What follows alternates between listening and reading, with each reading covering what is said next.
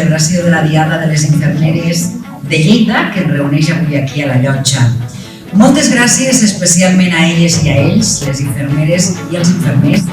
i felicitacions per la increïble feina que feu dia a dia per tenir cura de les persones, de tots i totes nosaltres.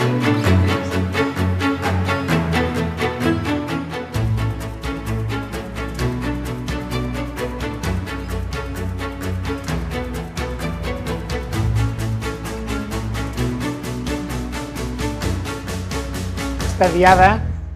el col·legi de l'actual Junta està molt content perquè és, primer, el dia o l'acte de germanor i trobada de totes les infermeres de Lleida i aconsegueix aquest enllaç intergeneracional entre la professió de la cura, en aquest cas de la cura infermera. Les infermeres, si heu vist ara amb els premis, les beques, i estan integrant aquesta recerca, aquesta investigació en la seva praxis, en el seu dia a dia, i això es trasllada en la manera en com les infermeres fan les cures sobre la seva població, és a dir, millorem la praxis professional de l'infermeria en el seu dia a dia, integrem això, si no em vull deixar o no em vull oblidar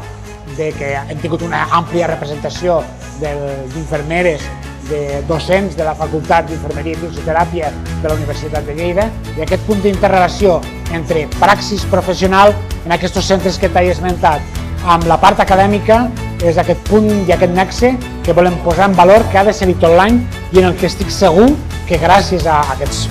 premis, a aquestes beques i a aquests moments de trobada sorgeixen idees que el que fan és aconseguir que les acadèmiques i recercadores trobin en les infermeres assistencials punts per desenvolupar de manera conjunta projectes que acaben revertint sobre la millora dels cuidatges i de la cura a la nostra ciutadania. Aquesta beca, que parla de l'experiència de les pacients catalanes en les pèrdues gestacionals recurrents, és una beca que va sorgir moltes vegades en l'edat fèrtil la gent s'imagina embarassos i són idíl·lics,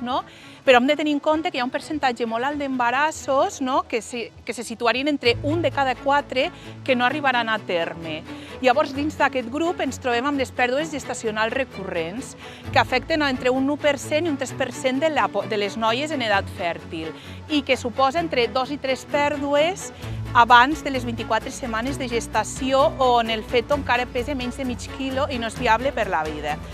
Llavors, la gran part succeeix en el primer trimestre i llavors moltes vegades aquestes noies i les seues parelles ho han de viure, han de viure aquest dol, quan esperaven la vida acaben rebent la mort i és un dol molt incomprès i molt silenciat per la societat perquè moltes vegades tampoc no s'ha pogut arribar a anunciar aquest embaràs. I llavors el que pretenem des d'aquest estudi és donar veu a aquestes noies que ho pateixen i conscienciar a les seues parelles i conscienciar també a la vegada el sistema sanitari de com se senten aquest tipus de pacients que estan passant per aquest tipus de processos.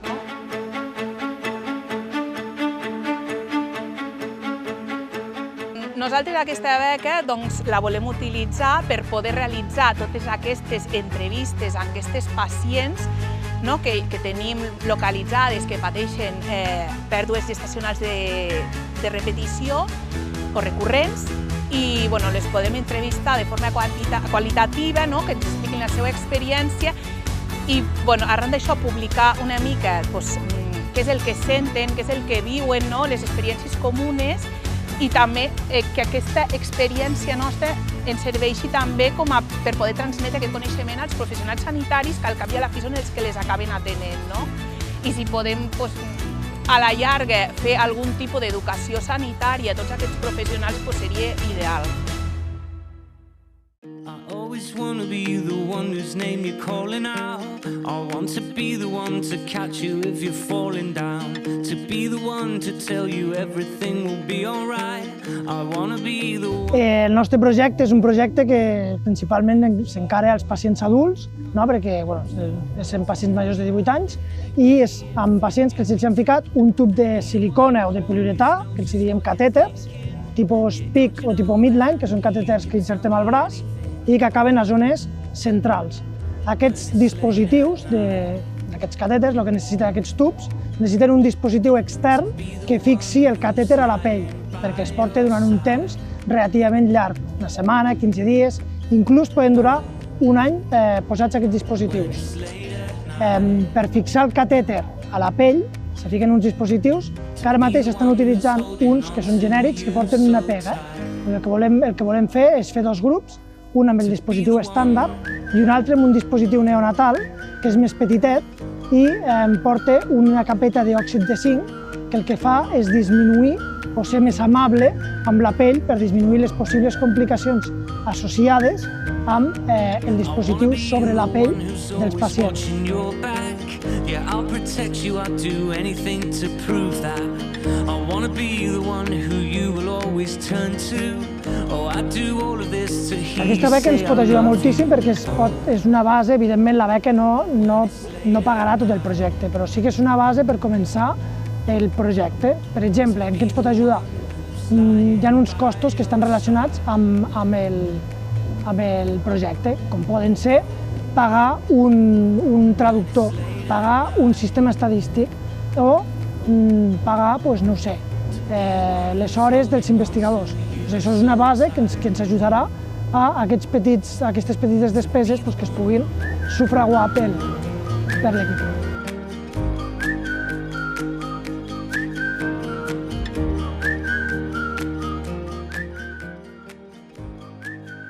El meu projecte es tracta d'un estudi descriptiu dels possibles factors associats d'autocura i el nivell d'autocura que tenim ara a Lleida. Consistiria en una part d'un projecte major que vaig fer com a treball de final de residència, que era un assaig clínic, i seria la primera part que nosaltres vam fer per fer aquest assaig clínic. Amb aquest projecte el que estem mirant és el nivell d'autocura que tenen les persones de la nostra àrea bàsica, però a més mirem amb una escala que es diu Self-Care Heart Failure Index, mirem el manteniment de cures cardíaques, que seria què fan els pacients, per exemple, pesar-se, menjar sense sal, vacunar-se, etc. Un apartat que seria de saber detectar aquests símptomes de descompensació, que serien, per exemple, si veuen un augment brusc de pes, si els apareixen edemes, etc. Un tercer apartat d'autogestió dels símptomes de descompensació, que és un apartat molt important que no valoren la majoria d'escales, i aquí seria què fa el pacient quan veu que s'està descompensant, el que seria menjar menys sal, menys líquid, augmentar el diürètic, i un quart apartat que tampoc està contemplat en la majoria d'escales, que seria l'autoconfiança que té el pacient en la seva autogestió en les descompensacions. Primer de tot el reconeixement de la feina feta, que és el que has dit, i després el projecte compensa el temps dedicat, en futurs projectes si t'has de subvencionar un vídeo per fer l'autocura, o si has d'anar a un congrés, si has de publicar, tots els diners ajuden a continuar.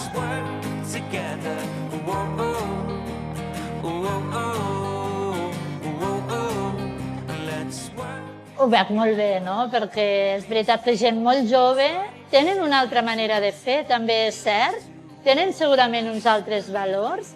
però que no són ni millors ni pitjors, sinó que són diferents, però venen amb molta empenta, fan molta recerca, estan molt per investigar, i això és un potencial molt fort, alhora que la majoria opta per fer després uns estudis d'especialitat, i això ens ajudarà segur a tirar endavant.